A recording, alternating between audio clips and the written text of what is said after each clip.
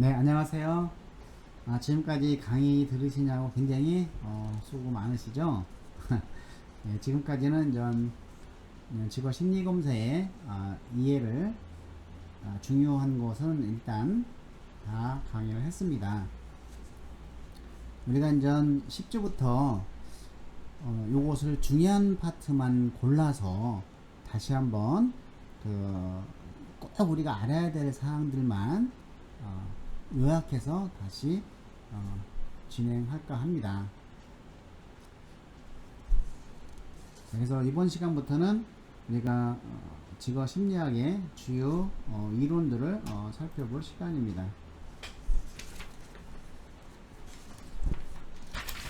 자, 먼저 직업 선택 이론의 가장 핵심적인 이론을 진행하도록 하겠습니다.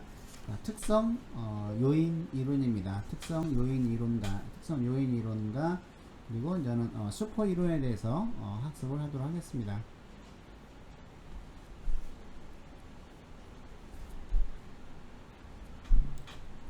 자, 특성 요인 이론입니다. 자, 우리가 이제 직업 선택 이론의 대표적인 것은 이 특성 요인 이론이 이제 시초로 해서 홀랜드의 직업 성격 이론, 그리고 이제 로의 직업 선택 이론, 이런 것들이 있습니다. 그래서 주요하게 다룰 것은 이제 특성 요인 이론인데, 우리가 여기서 홀랜드 직업 적성 이론은 자세하게 다루지를 못했어요. 그래서 이것은 우리가 총정리 시에 다시 한번 살펴보도록 하고, 여기서는 일단은 특성 요인에 대해서 직업 선택임을 주요하게 살펴보도록 하겠습니다. 자, 이 특성 요인 이론은 일단 그 밑에 세 번째 단락에 보면은 그 파슨스에 의해서 요인 이론이 개발이 됐습니다. 이 파슨스. 자, 이 파슨스는 어떤 사람이냐라고 하면은, 이 파슨스는 천재 소녀라고도 불리는 사람입니다. 자, 제일 처음에 이 사람은 철도 엔지니어였어요. 철도 엔지니어에서 그 학교 선생을 해야 되겠다. 그래서 학교 선생을 하다가 그리고 이 어떤 남북 전쟁 이후에 그 북부에서 어떤 노동 착취, 이런 산업에서 노동 착취에 대한 사회적 풍토가 막 일어나고, 그리고 어떤 인본주의적 사상이 싹틀 때입니다. 그래서 이때 이런 노동 착취를 의한 인권 보호에 대해서 한번 해보겠다 해서 그 변호사가 된 사람이죠. 자, 그렇다고 하면은 시대적 배경은 남북 전쟁 이후가 되겠습니다. 북부는 산업이 많고 공장들이 많고, 남부는 전 땅을 가지고 있는 농부들이 많았죠. 그래서 노예들이 많이 있습니다. 그래서 이제 링컨이 노예 해방을 주장하자마자, 남부에서는 자기 재산인데 그걸 뺏길 수는 없지 않습니까?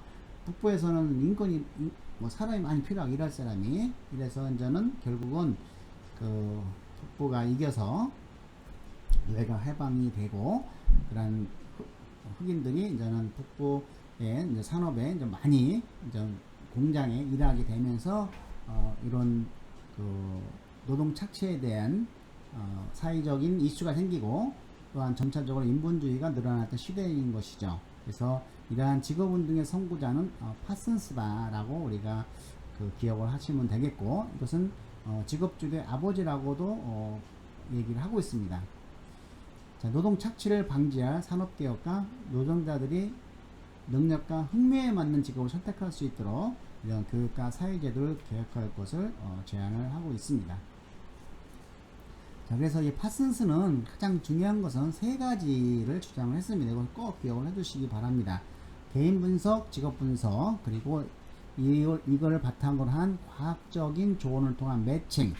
이것은 사실 지금도 진로 상담의 어떤 기본적인 틀로 이루어지고 있죠. 자, 이와 같이 개인을 분석을 하다 보니까 개인마다 다르다라고 하는 개인차 심리학이 성장하게 되는 것이죠. 이로부터 파슨스는 이러한 진로 상담자들이 많이 사용할 수 있는 여러 가지 심리 검사 도구를 개발하기 시작했죠. 그 중에서 가장 기여를 한 곳은 이 미네소타 대학입니다. 자, 그래서 미네소타 대학의 그 중에 한 교수인 윌리엄스는 이런 특성 요인 이론의 대변가로 떠올리기 시작한 것이죠. 그래서 이 미네소타 대학, 지금도 이 미네소타 대학 하면 직업 심리 검사라든지 이런 거 유명하죠. 이런 미네소타 대학의 직업 심리학자들은 다양한 뭐 특수 적성 검사, 인성 검사 이런 도구를 개발하기 시작했다. 그리고 이 특성 요인 이론은 어떤 미국의 직업 사전을 출판하는데 기여를 했고, 기여를 했다는 거 우리가 기억을 해주시면 되겠습니다. 자, 결과적으로 이 특성 요인 이론의 대표적인 학자는 파슨스고, 그 이후에 윌리엄슨에 의해서 전성기를 맞이했다. 이렇게 이 윌리엄스는 이러한 그 특성 요인 이론을 다양한 검사 도구를 개발을 해서 이런 상담으로 활용을 한 사람이죠. 자, 이론의 개요를 살펴보면 파슨스의 기여죠. 이것은 자, 세 가지 기억을 해주시기 바랍니다. 개인의 이해, 직업세계의 이해, 합리적인 선택. 자, 세 가지입니다. 이것은 파슨스의 기여죠. 그래서 우리가 직업을 선택할 때 능력과 흥미를 고려했다. 능력과 흥미를 고려했다라고 하는 것이 이제는 주요 이론의 특징이 되겠습니다. 그래서 이 파슨스의 이론을 계승한 사람은 대표적인 사람은 윌리엄슨 그리고 패터슨. 자, 윌리엄슨, 패터슨 도 그 파슨스의 이론을 계승한 사람이다 라고 보시면 되겠습니다. 자, 기본 가설 4가지 요거 기억을 해 주시기 바랍니다. 자, 이 4가지는 뭐 어떤 이론이든지 이 기본 가설이 있습니다. 이 기본 가설이 있어야 이론이 형성이 되는 것이죠. 자, 첫 번째는 뭐 사람들은 믿을 수 있고 그리고 타당하게 측정될 수 있는 독특한 특성을 가지고 있다는 것이죠. 독특한 특성을 가지고 있다. 자, 두 번째는 또 직업은 직업 환경을 얘기하는 것이죠. 이런 직업적 성공을 위해서 필요한 매우 구체적인 특성을 종사자들이 지닌 것을 요구하는 것이죠. 이 경위의 직업은 그 사람의 꼼꼼함, 성실성, 수리적 능력을 요구하는 것인 것이죠. 하고 있다는 것이죠. 자, 그리고 세 번째는 직업 선택은 어떤 직접적인 인지 과정이다. 의사결정 과정이라는 것이죠. 인지, 사고, 인지 과정이며 따라서 개인의 특성과 이런 직업의 특성을 연결하는 것은 가능하다 라고 합니다. 합리적 매칭이 가능하다. 그리고 개인의 특성과 이런 직업이 요구하는 사항이 서로 밀접하게 관련이 맺을수록 직업적 성공의 가능성이 크다. 생산성도 증가할 가능성이 크고 직무 만족의 가능성이 크다라고 하는 가설이 있습니다. 자, 이런 그 특성 요인의 내용을 우리가 다시 한번 보면은 개인차 심리학, 응용 심리학에 근거를 두고 있고 대표적인 이론가는 파슨스, 윌리엄슨, 그리고 패터슨, 그리고 헐 등입니다. 자, 이 이론은 고도로 개별적이고 과학적인 방법으로 개인과 직업을 연결시키는 것은 이런 과학적인 측정 방법을 통해 과학적인 측정 방법이라는 것은 무엇입니까? 우리가 어떤 검사 도구를 사용하는 것이죠. 표준화된 검사 도구로 이런 측정을 통해서 개인의 특성을 식별해서 직업 특성에 연결하는 것이 핵심인 것이죠. 그래서 이 당시의 상담은 그 일시적인 상담입니다. 일회성 상담이라고 하죠. 그리고 그 진로 발달을 고려는 하지 않았죠. 내담자가 현재 왔을 때 현재 상태에서 그 사람의 어떤 그 특성을 찾아서 그 특성과 직업과 연결하는 거, 그것이 전부였습니다. 파슨스의 현명한 직업 선택은 3가지. 이건 아까도 나온 거 똑같습니다. 자기의 직업세계 이해, 합리적 선택 기억하시고, 자, 우리가 이제 밀러의 직업 특성 요인은 5가지. 요 밀러 특성 이론을 이해함으로써 이런 특성 요인을 더 광범위하게 이해할 수 있기 때문에 한번 적어봤습니다. 자, 진로 발달은 한번 읽어보겠습니다. 개인과 직업 특성 간의 관계를 합리적으로 추론하여 결정을 도출해 나가는 인지 과정이다. 아까 얘기했죠. 의사결정 과정이다. 그리고 직업 선택의 과정에서 발달보다는 선택 그 자체가 강조됐다. 제가 얘기했죠. 인간의 진로 발달, 연령과의 발달은 고려하지 않았습니다. 현재 그 자체에 선택 그 자체에 강조를 한 것이죠.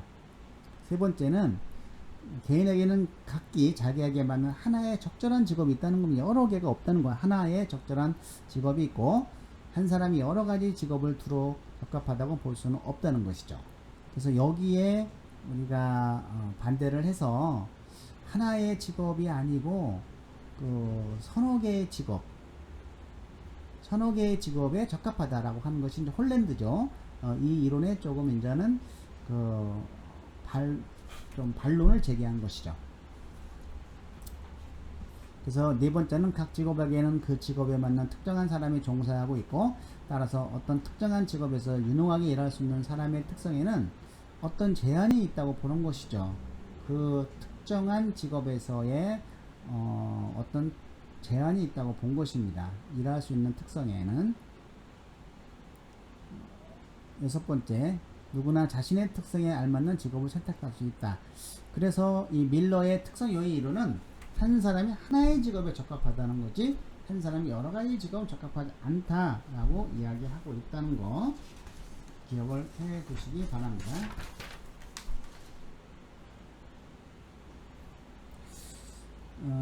자, 그러면 우리가 특성에 대해서 좀 알아볼 필요가 있겠죠. 이거는 우리가 간략하게 좀 알아보도록 하겠습니다. 자, 특성이라고 하는 거 1930년대 이전에는 선천적인 것이라고 봤어요. 그래서 그 정신이나 신경 조직에 있는 지속적인 정신적 신경학적 구조라고 얘기를 한 것이죠. 이런 심리학자들은 개인의 내면적 특성을 측정할 수 있는 도가 개발되었다고 믿었고, 그런데 이것이 이제는 계속적으로 하다 보니까 과거에 내가 사회복지 쪽에 관심을 가졌는데 한 10년쯤 되니까 아니면 5년 3년쯤 되니까 사회복지보다는 진취성 이렇게 영업하는 설득하는 것에 좀 더 흥미가 좀 변했어, 이런 거죠. 그러면 이게 특성이 선천적인 거냐 후천적인 거냐, 후천적으로 학습되는 것이냐, 이런 논쟁이 계속 제기되고 있는 것이죠. 그래서 후천적인 성격이 좀 더 높다, 40대 60이 된다, 이렇게 얘기했다가 최근에 이 상둥이 실험을 통해서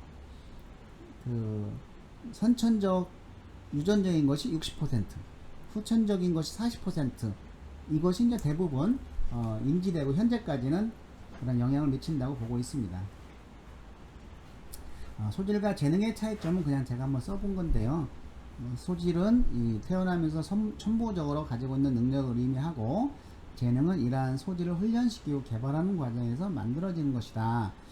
그래서 이 재능은 우리가 빨리 소질을 발견해야 그 소질을 계속 개발하고 훈련시키고 다듬어 놓으면 이것이 재능으로 발전된다라고 하는 것이죠.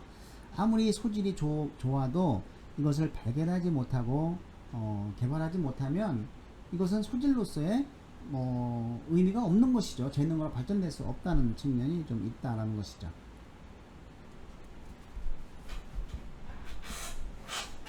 다음은 이것을 진로 상담에 적용한 윌리엄슨을 살펴보겠습니다. 여기서 우리가 네 가지 꼭 기억을 해주시기 바랍니다. 네 가지 범주: 진로 무선택, 불확실한 선택, 현명하지 못한 선택, 흥미와 적성의 모순.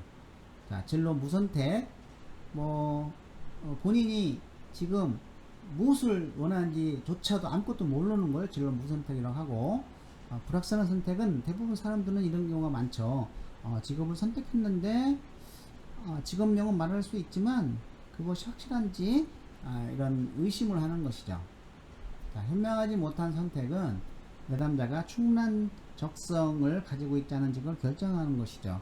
근데 여기에 세 가지 기억을 해주시기 바랍니다. 목표와 맞지 않는 적성, 흥미와 관계없는 목표, 직업 적응 어렵게 하는 성격. 가치관이 아닙니다. 흥미와 관련함이 목표입니다. 그래서 요 세 가지. 그 다음에 흥미와 적성 간의 모순입니다. 흥미와 가치관의 모순이 아니다라고 하는 것이죠. 자, 그래서 흥미를 느끼는 직업이 있으나 그 직업을 가질 능력이 부족한 경우, 또 적성이 있으나 흥미가 없고 흥미가 있는 직업은 적성이 낮은 것이죠. 우리가 흥미 검사를 하면은 나는 축구를 굉장히 좋아해. 그런데 축구를 잘 하지는 못해. 이건 적성인 것이죠. 잘 하고 못하는 건 적성. 그렇기 때문에 내가 흥미가 있다고 해서 그 직업을 갖는다는 것은 좀 그 적성에 뛰어나지 않으면 모순이 된다고 하는 겁니다. 안 맞을 때는. 그래서 뭐 네 가지 범주 따로 기억해 주시고 현명하지 못한 선택의 세 가지 기억을 해 주시면 되겠습니다. 이 중에서 흥미와 적성 간의 모순이지 흥미와 가치 간의 모순은 아니다라고 하는 거 역시 기억을 해 줬으면 좋겠습니다.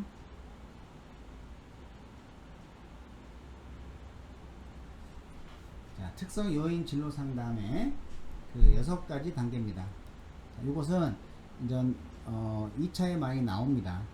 순서. 그래서 이걸 보시면 분석 종합 진단 예측 상담 추후 지수 순서를 기억을 해 주시기 바랍니다. 자, 분석 말 그대로 흥미 태도 이런 걸 분석하는 것이죠.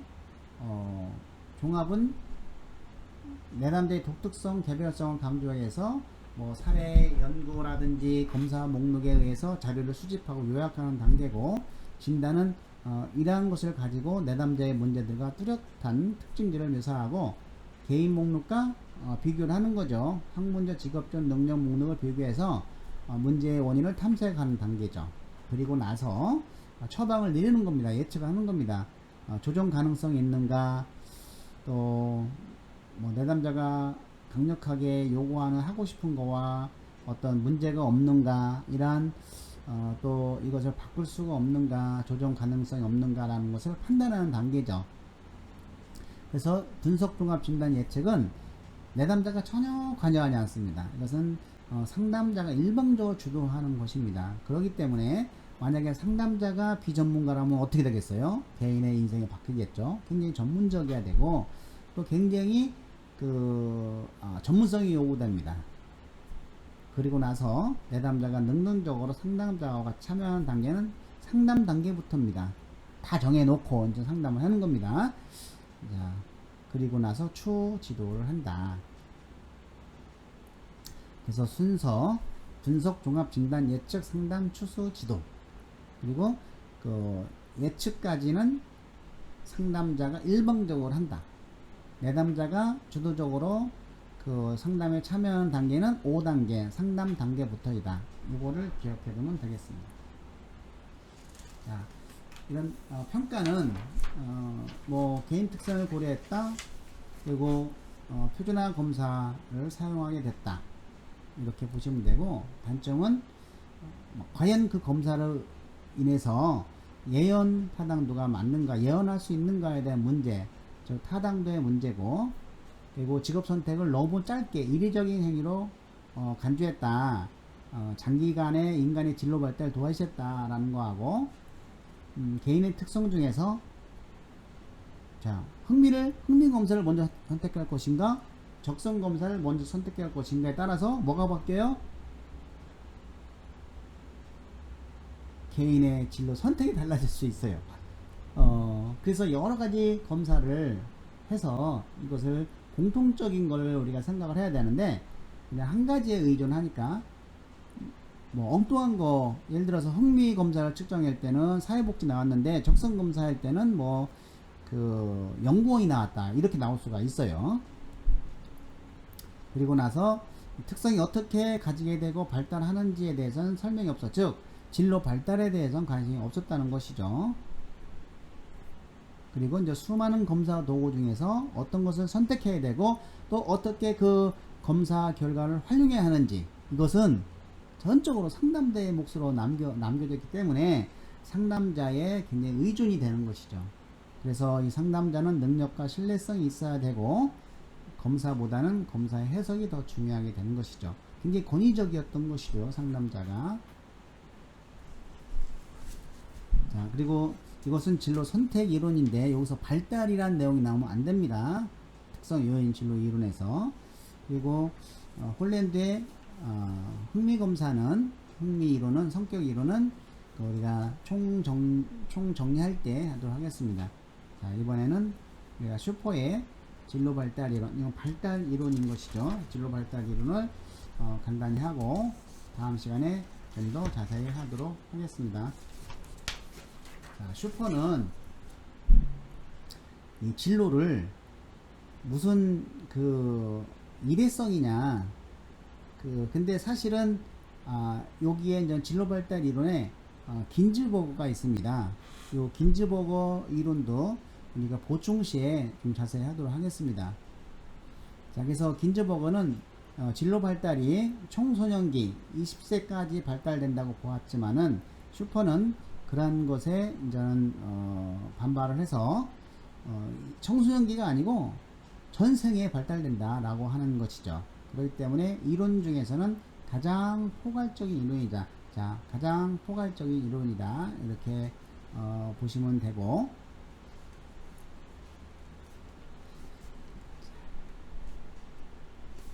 예, 제일 밑에, 그래서 슈퍼의 이론은 세 가지 이론으로 압축할 수가 있습니다. 첫 번째, 진로 자기 개념, 전생의 이론, 생일 역할 이론으로 세 가지 측면으로 나눠져 있다.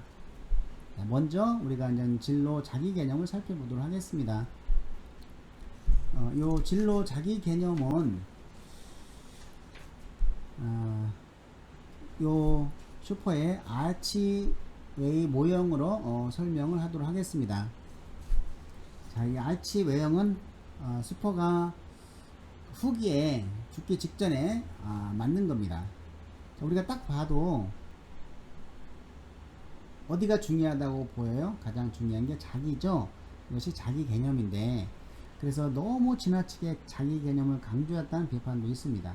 자, 그러면 우리가 여기서 자, 제일 밑에 개인적인 요인과 지리적인 요인이 있어요. 개인적인 지리적인 요인.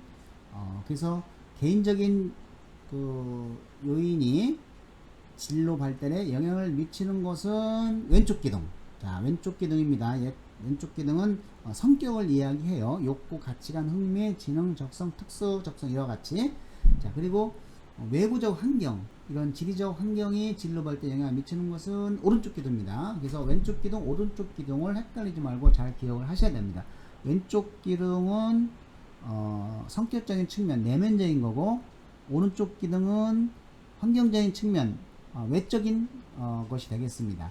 그래서 이러한 내적인 거, 외적인 것이 상호작용을 해서 진로가 발달된다라는 것이다. 5가지, 이것은 다음 시간에 할 건데, 5가지, 성장기, 탐색기, 확립기, 유지기, 습기기, 이렇게 발전이 되고, 그리고 최초로 역할이 진로 발달에 영향을 미친다고 한 사람이 바로 슈퍼입니다. 그래서 이 역할, 진로가 발달되면서 그 역할이 바뀌고, 역할의 중요성이 바뀌면서 진로가 변하고 발달되다가 결국은 자기가 정말 실현 가능할 수 있는, 자기 자아 실현할 수 있는 자기 개념의 진로가 성립이 된다라고 하는 것이죠. 이것이 이제는 아치웨이 모형입니다. 여기서 중요한 것은 왼쪽 기둥은 뭐다? 성격적인 측면, 내면적인 가치. 오른쪽 기능은 환경적인 측면, 외적인 가치. 그것이 상호작용해서 진로의 전생애로 발달되고 역할도 변화하면서 그 중요에 따라서 발달되다가 결국은 진로 자기 개념이 형성된다라고 하는 거 우리가 기억을 하시면 되겠습니다. 예, 이것도 바로 그런 아치형 모형을 설명한 것이 되겠습니다. 한번 읽어보시면 이해가 갈 겁니다. 자, 이 부분도 우리가 아치 외형을 설명을 하는 것이죠.